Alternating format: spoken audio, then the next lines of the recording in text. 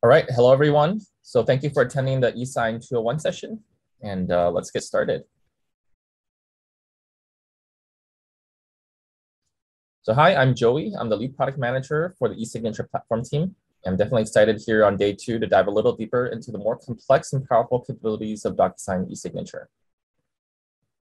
In yesterday's eSign 101 session, we gave an overview of the eSign API, talked a little bit about some of the most common features like branding, embedded signing, and templates, bulk send, power forms. Today, we're going to start off with a super quick refresh. Then we'll show off embedded sending, followed by 2 very key feature sets that are extremely relevant in today's environment. Then we'll end with an overview of our API and application management experience coming end of the year. Again, for this session, like the eSign 101 session that we had, we're going to assume you're familiar with some of the basic concepts, including OAuth, Postman, and sending a basic envelope. If not, there's 2 other sessions that you can go and watch to kind of ramp up before watching this session. So first, again, let's do a quick recap for those who are new to DocuSign. An envelope is the fundamental thing in DocuSign. It is the whole package that you're sending out for signature. Each envelope has a set of documents. Each document has a set of tabs or fields that people need to fill out. And then this envelope packaged together can be sent to any number of recipients. If you attended yesterday's eSign 101 session, you would have recalled we talked a little bit about the different ways to send. Here's a quick recap. You can use our first-party application, which is our web application and mobile applications. You can use one of many third-party applications. You can also use the API to directly integrate with us, kind of like a back office integration.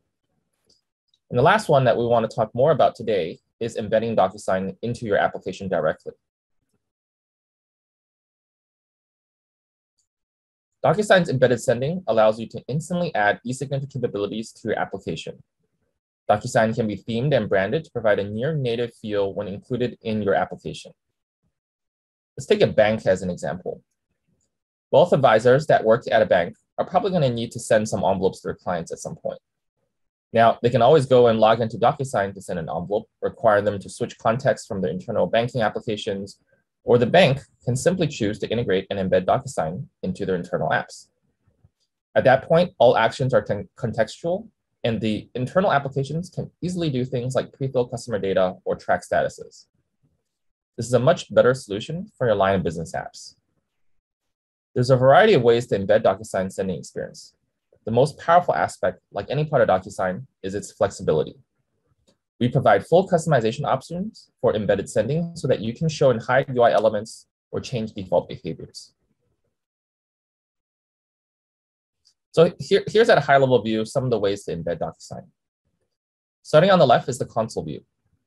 This view allows you to fully embed DocuSign's management experience within your application. This allows your users to see and manage envelopes broadly, start e-signature processes, and essentially use much of DocuSign's web application. This is most useful when each of your application's users has a DocuSign account and are allowed to use DocuSign. The next 2 are the key embedded sending views. These are generated specific for envelopes. The most common pattern is to create an envelope using an API, pre-fill as much of the information as possible via the API, then presenting the sending view to a person. This person can review the data, make adjustments if necessary, like adding tabs or correcting incorrect data. And then finally, the user can send. The difference in the 2 views are simply when in the envelope sending process do you want to drop the user in. The first one, the prepare page, drops the user where they can modify the recipient and add documents. The second view, the tagger page, drops the user into a view where they can look at the data, pre-fill data, and modify tabs. The last is correct, which allows a person to change an in-flight envelope. Basically, it's an envelope that's already sent, and it shares the exact same patterns and capabilities as the embedded sending options. So with that, let's dive right into a demo.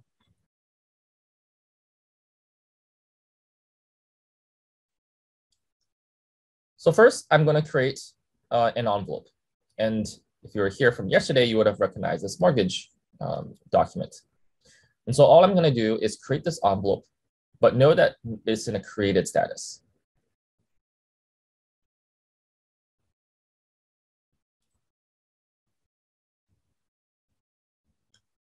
Once I have this envelope, now I want to go and generate the embedded views. And I'm going to do the sending view here. And so you can do that very easily by using the envelope ID previously generated, and then providing a return URL. I'll get to the return URL in a second. But let's go ahead and generate this basic sending view. With this link, again, you can choose how you want to embed, whether redirecting to this page directly or iframing it. Either are okay. And so let's show what this looks like.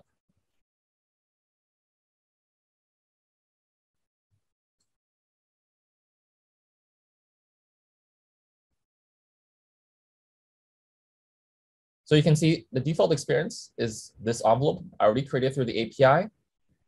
It should even have some tabs at the bottom. And I'm dropped directly into the tagging experience where then I can take action, for example, verifying all the different fields. Now let's see some of the customizations that are possible. So one of the first customizations is I don't want to go to the tagger page. I want to start with the beginning, which is where you can add documents and check out recipients, because I may want to do that instead in my flow. So you can do that by URL params.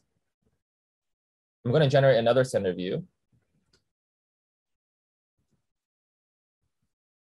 And this time, I'm going to change the URL params a little bit.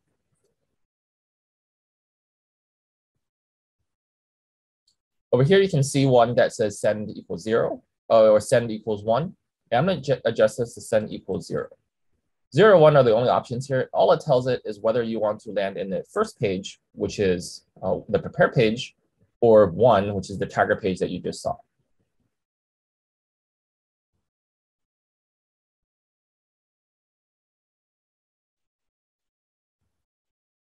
And there we go.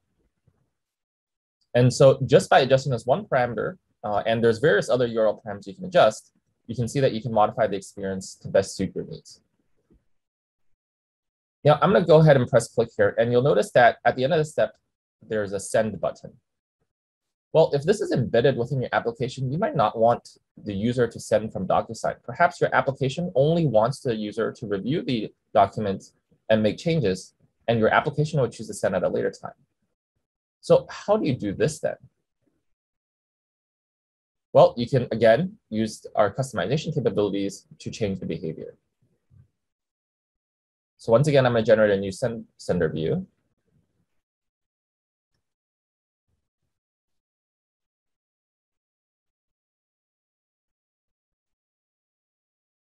And this time, I still wanted to go into the tagging place, but I'm going to add another URL parameter here.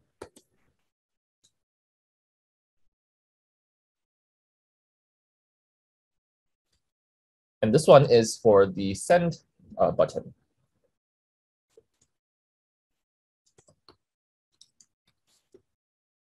All I'm telling it here is instead of sending the actual envelope with that last button, we're actually going to redirect. And that's where the redirect URL I mentioned earlier comes in. So let's go ahead and do that.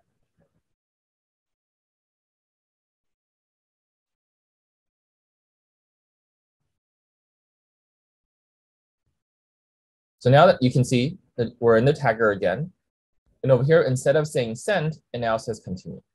And so once a user has reviewed this document, they press continue, and they'll redirect to my application. Now, there's a lot of different customizations you can do to our UI, and we have this all available in documentation for you. But just to show off some of the things that are possible, we have a demo environment here. And I'm actually going to go, these are all the different options available. I'm actually going to go turn off all of these different options, just so you can see. In addition to the different buttons and the different options, you can even choose where you want the default experiences and tabs to show up. So let's enter this view and take a look.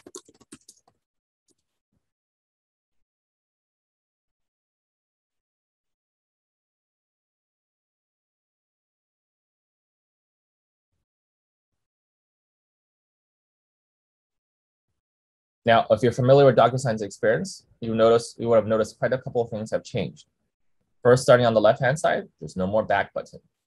You are now presenting the custom fields, which is probably your company's fields, instead of our default fields. You've removed a lot of the actions that the typical recipient can take, such as modifying recipients. And there's no more document settings. And so there's a lot of customization possibilities, and embedded sending is just extremely powerful. You can use this in your everyday business apps or include e-signature easily as an ISV as well.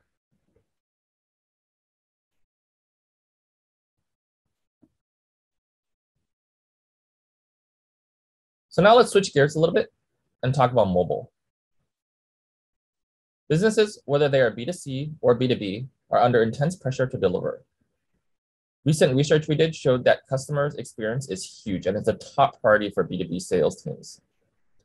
Customer experience has been a buzzword for quite a while, but it's really taking a hold now. There's also a huge boost to productivity when a business starts using text. Users simply respond to text messages faster. Mobile is now the new norm, and businesses cannot treat it as an afterthought. More and more consumers prefer the communication by text instead of email.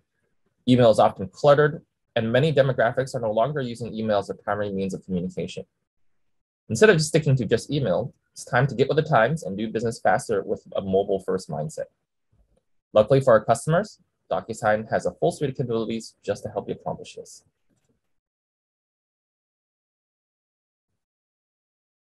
One of the ways that we help support an intuitive signing experience is with the recently launched feature, SMS Delivery. Now you can enhance email notifications with real-time SMS notifications sent directly to a signer's mobile device. You can reach signers globally, and when a signer receives a text message, they can simply click the link and begin signing workflow right away from wherever they are. And for senders, they will obviously be able to track the entire envelope's completion just like they would with email. The reasons to use SMS are really simple. With SMS, you can expand your reach. With global availability in more than 180 customers, you can reach wherever signers are. You can close business faster. Leverage email and real-time SMS notifications together to increase response rates and get documents signed as quickly as possible. We actually had a customer that went through a test phase with us recently in the FinServ space. When utilizing email, their successful transaction rate was about 88%. And so all that means is that 88% of the envelopes sent were signed completely. After adopting SMS delivery, it went up to 92%.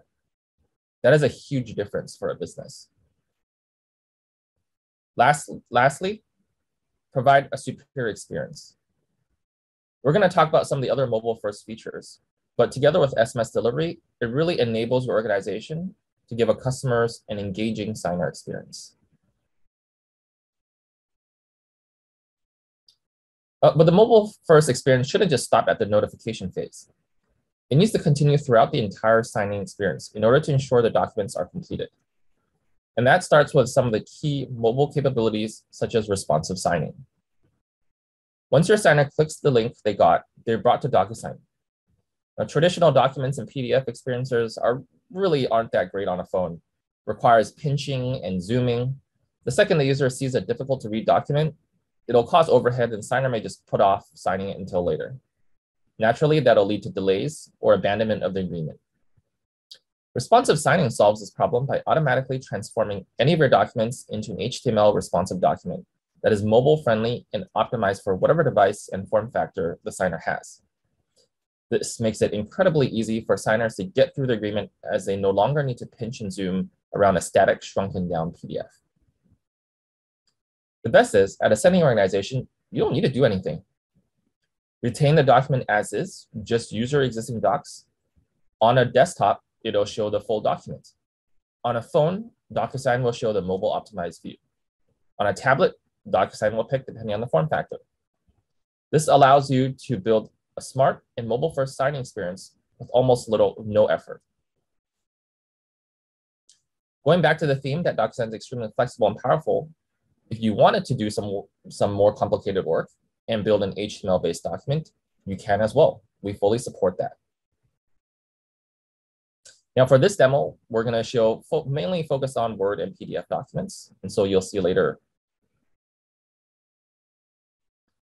Now let's say that you're sending a lengthier agreement that contains a lot of information.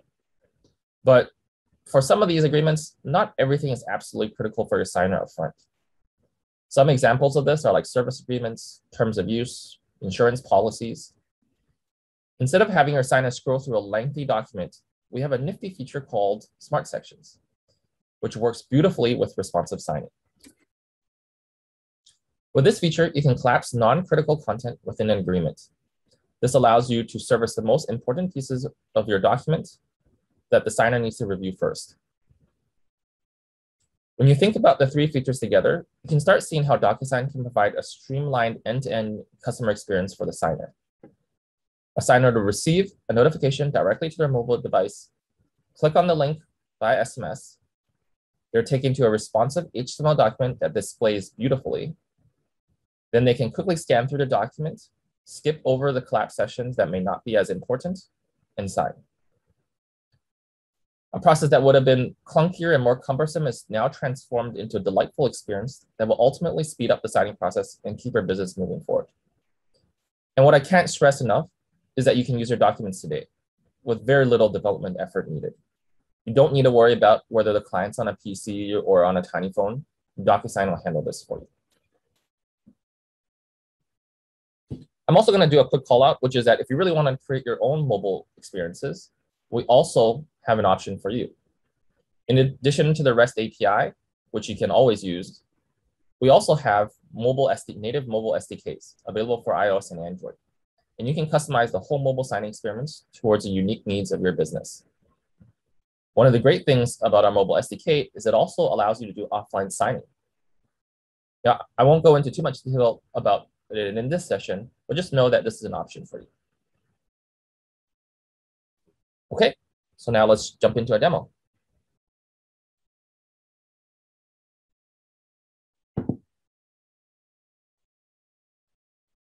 So actually, before we jump into the demo, let me show you the document first. Here we have our service agreement. As you can imagine, it's fairly long.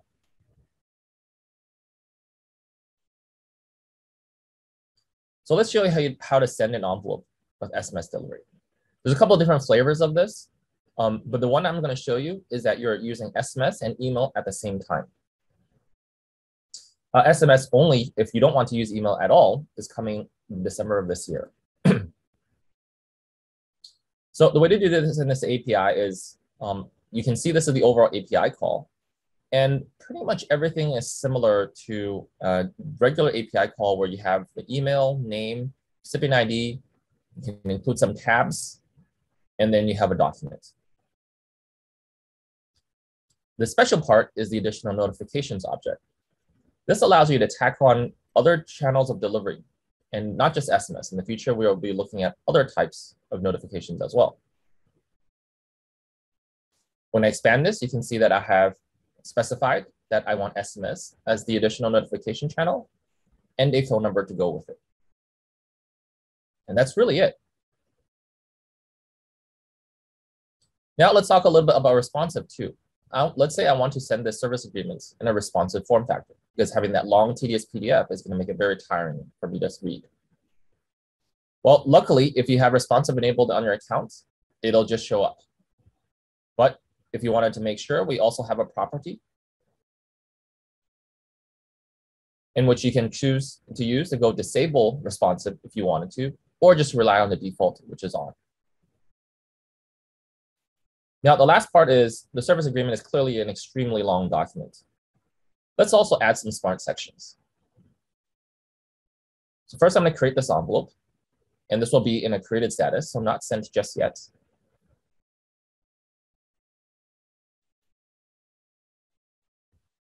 Now, for this newly created envelope, we're going to go add some smart sections.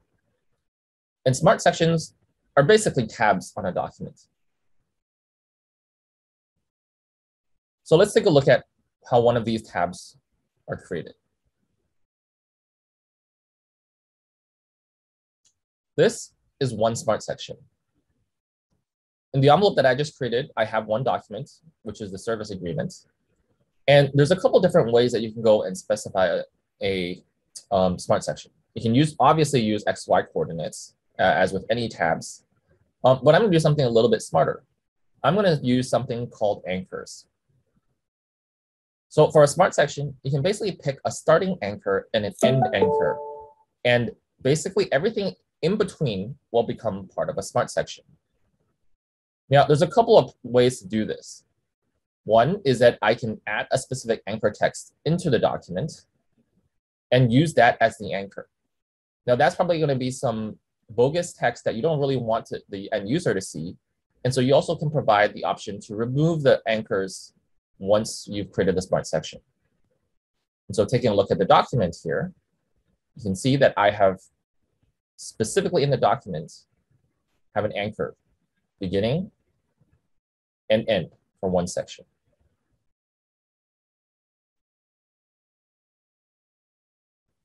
Now, there are other ways to do this as well. I do a mix of different options here. So take example for section 3 here. Instead of having an anchor, I simply use the document text. Now, of course, this is sometimes error prone, but I know my document very well, and I know this text is fairly unique. And so in this case, I can have a beginning and just simply using the text in the document. And since it's text in the document, you don't want to remove the text as the user is reading it. And so you have the remove anchor options as false. So now let's go ahead and add in these smart sections.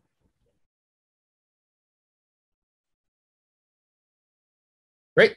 So now I have an envelope that is sent by SMS, has responsive on, and has some smart sections.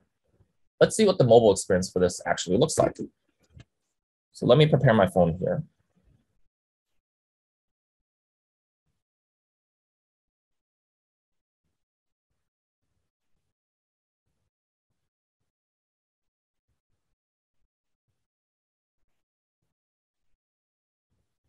Okay, great. So now you see my phone.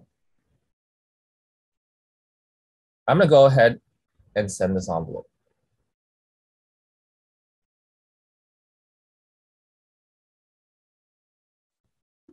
So in a second, I get a text message instantly from DocuSign. As a signer, I can click into this link directly from the text.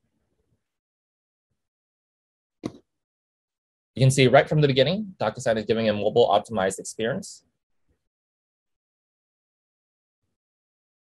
And here we go. This is the long service agreement presented earlier. We flowed into this nice HTML-based document that you can see is clearly readable. I don't need to pinch and zoom. And with the use of smart sections, you can see that the document is laid out in a nice format for me to read and finally sign. Compare this with how this document will look in a typical mobile form factor. As a signer, I can easily go ahead and expand these sections, review them. This is the power of smart sections. And then once I feel comfortable with the document, I can click the sign, use my fingers to draw, and complete. Super simple. And so there you have it, DocuSign's mobile first experience. You can send envelopes extremely easily to customers using SMS, give them a mobile optimized view, and let them sign quickly and easily.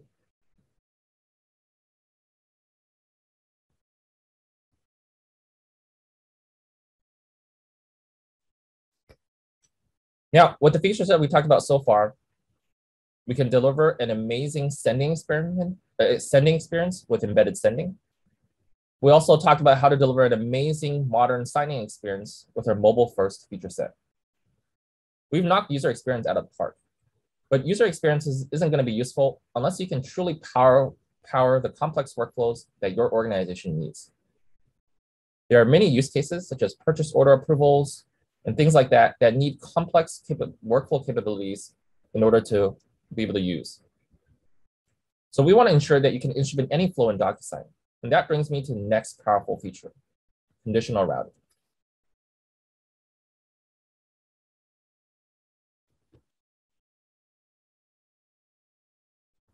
Conditional routing is basically DocuSign's IFTTT engine for e-signature. If you're not familiar with that acronym, all it means is that we have a powerful rule engine that allows you to route envelopes dynamically based on document data. This allows you to instrument complex processes. Here's an easy one as an example. Let's say I have a purchase order, but depending on the dollar amount, you may want it to go to different signers to approve. In a typical e-signature solution, this would require someone to manually go in and route the envelopes, increasing business process and friction. Now, DocuSign can solve this for you.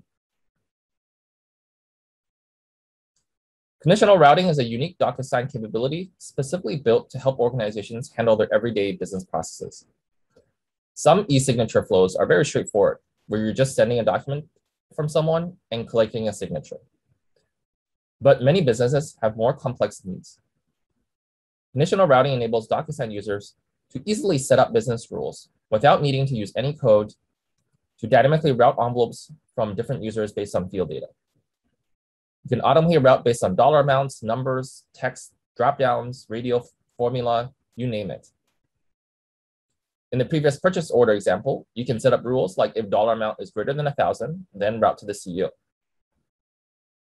If you remember PowerForms from yesterday, PowerForms allows the signers to initiate e-signature flows. Let's take a student form example. But who's going to review hundreds and thousands of student form submissions? One person? I mean, that's very difficult. What's very powerful is you can combine this with conditional routing so that now signers can initiate requests themselves, and the organization can utilize the power of conditional routing to route internally effectively. For example, you can route student forms by departments, and so that the departments can split the work. So let's jump into a demo. Now, workflows is a fairly complex topic. Typically, if we want to deep dive, that's probably a session on its own. And so for this session, we're going to do a very quick overview of the APIs. And here's a documentation link as well for you below if you wanted to check it out. We're going to do a very quick overview and then show you the experience. So first is the envelope creation with workflows. I've collapsed a lot of sections so we can focus on the main things. The main thing is that I have an envelope. Let's actually take a quick look at the recipients. There's a recipient section and a document section. The recipients, each of them have some tabs. But the key thing to note here is that the first recipient is filled out, but the second one, which we'll call an approver, is actually left mostly blank. Now, I'm going to make this example a little bit fun, so I have a different use case here, which is a cookie order form. And just imagine that you're a little bakery shop taking purchase orders for cookies. So the approver for this particular order, we actually want to make it dynamic. Because it's a small shop, if it's a large batch of cookie orders, I'd want the store manager to go and approve. Otherwise, anyone who's available can approve. Let's see how something like that is set up. So let's create the envelope first.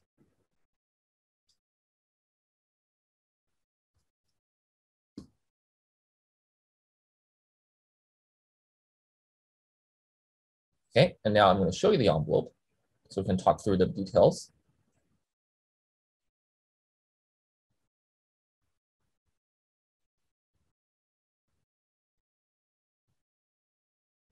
Actually, I'm just going to do this. Okay, so you can see we have the cookie purchase order ready. I'm going to click continue. And you can see here, I have someone filled out for the purchaser. And then we have this thing called the conditional recipient, which is an approver, but it can be one of many possibilities, which we'll use rules later on to decide who actually signs and approves. I'll also show you the documents. We essentially have a document with some formula set up, some product set up that the purchaser can go and fill out. And at the end, there will be a signature by someone in the store. But how do you actually go build a rule here? Well, that's where we have our rule engine. You can see that I have some rules set up here, which were created by the API, where if the grand total, which is a formula field that I have here, is greater than $100, then we'll have the store manager sign. Otherwise, if it's less than or equal to $100, we'll have just the store assistant sign. So keep this in mind, and let's take a look at what the API calls look like. So similarly, I have an approver that's not filled out, but you notice that I have a workflow step. Over here in the workflow, you'll be able to define exactly when this workflow happens. And in this case, this is right before the second set of users.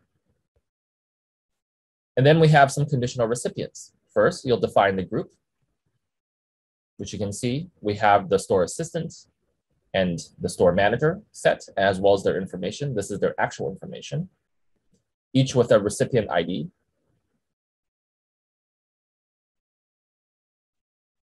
And then you have a set of conditions. And these conditions are what you see on the right-hand side here. And so reading it, it's essentially saying you have tabs. A specific tab, when it's greater than 100, you'll want it to go to this recipient. And if it's less than 100, you'll want it to go to this recipient. And that's it. So let's send the envelope and see what that looks like. Oh, sorry, this is envelope is open right now. So let's close that. Or actually, we'll just send from here.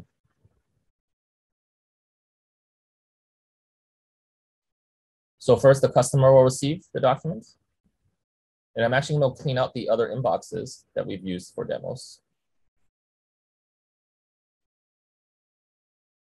So first, as the buyer, I'm going to go in and fill. And let's just fill out some products. And let's say I'm doing an extremely large batch. You can see using the formula field, it calculates it to be, $1,300, which is a lot. So what this means is this should go to the store manager once I finish, which is Helen.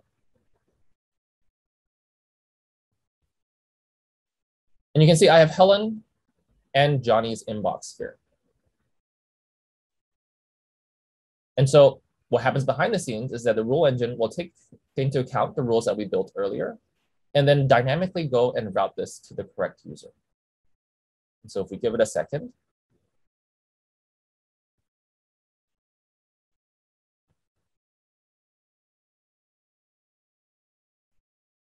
I guess while the rule engine is processing, I'll also note that you can choose to use our workflows. However, if you have an external workflow engine, one of the great things is, let's actually show you the API call. You can leave this entire section blank. You can simply have a workflow that says you want to trigger at a certain point, and then use your own rule engine to pick it up, process the envelope, maybe connect to external systems, and then choose who to route to. And you'll be able to do that as well using our workflows. So let's go ahead and come back here and let's see if the envelope has arrived.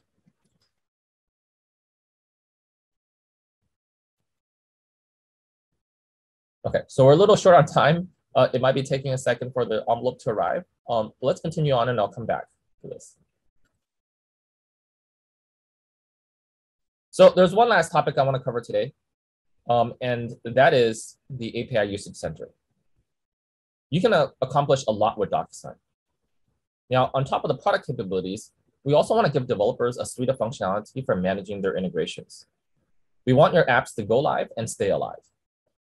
With that, I want to introduce to you the API Usage Center coming to December of this year. The API Usage Center is a place for your organization to see all the integrations running against your account. You're also able to see where you stand in terms of API usage and API limits. Typically, as companies implement more and more use cases on top of DocuSign, they suddenly run into API limit issues or errors and don't know about it until their customers and users start reporting. The new API Usage Center will have proactive notifications to help developers know when something is going on, like when they're close to hitting their limit. Next year, we'll even be releasing the ability to self-manage product limits, which today still mostly requires manual review by the DocuSign team. Another cool part about the API Usage Center is that it'll be able to help you build effective and efficient integrations right from the get-go. Often for new developers, diving into DocuSign's rich functionality is very difficult. Our Usage Center will evaluate your integrations, suggest best practices, and provide information about your application health. We hope that this is going to be a great tool for our developers, and we look forward to delivering a great experience to all of our customers. Again, this will launch in December, and we'd love to get your feedback. As a last plug, if you have any product feedback, please visit feedback.docusign.com. This is our new portal and best way to provide suggestions for the product team here.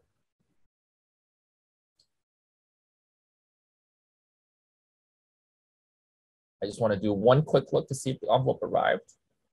Okay, I guess there must be some issue. It's okay, we'll move on.